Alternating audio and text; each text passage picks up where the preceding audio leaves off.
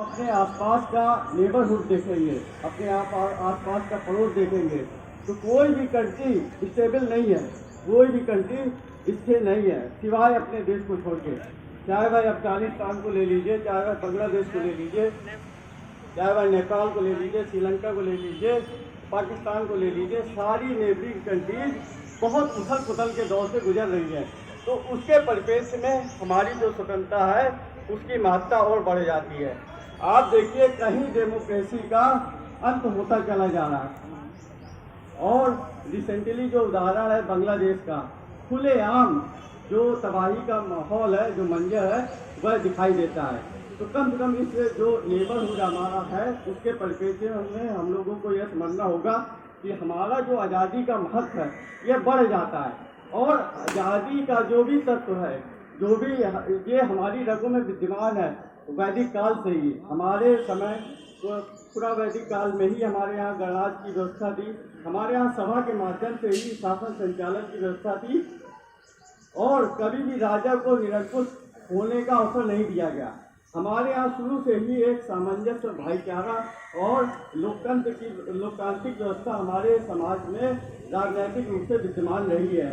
इसी के परिप्रेक्ष्य में हम लोग आज के दिवस में 15 अगस्त का अवसर मनाते हैं। यह हमारे लिए बहुत बड़ी उपलब्धि है, क्योंकि इसके बाद से ही हमारे जीवन में अमूलचूल परिवर्तन आया। हमारा जो भी व्यवसाय है, जो भी नौकरी है, जो भी रहन सहन है, कम से कम स्वतंत्र हो पाए।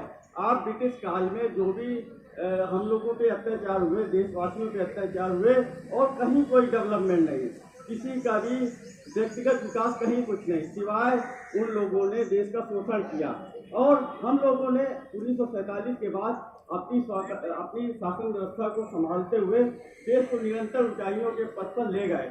आज हमारे देश का वह मुकाम है, चाहे वह स्पेस का क्षेत्र हो, चाहे वह डिफेंस का क्षेत्र हो, चाहे वह रोड स्ट्रक्चर हो, कुछ भी हो, कहीं भी हो, आज हम लोग उस मुकाम पर खड़े हैं कि विश्व के सभी राष्ट्राध्यक्षों के सामने आप लोग सीना तान के खड़े हो सकते हैं।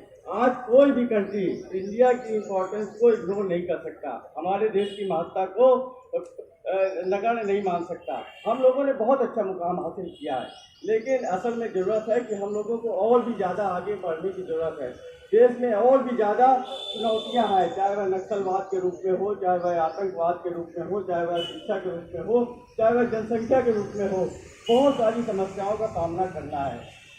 तो हमारी आपकी सबकी यह ड्यूटी बनती है कि सरकारी कर्मचारी के रूप में कम से कम देश हित में जो भी हमसे हो सके, समाज हित में, राष्ट्र हित में और अपने आप के हित में, हमारे बच्चों का भविष्य सुरक्षित रहे, पर्यावरण के हित में जो भी देश के लिए हम लोग अपना दे सकें, अपना सर्वोत्तम देश के लिए समर्पित कर सकें, वह हमें करना चाहिए।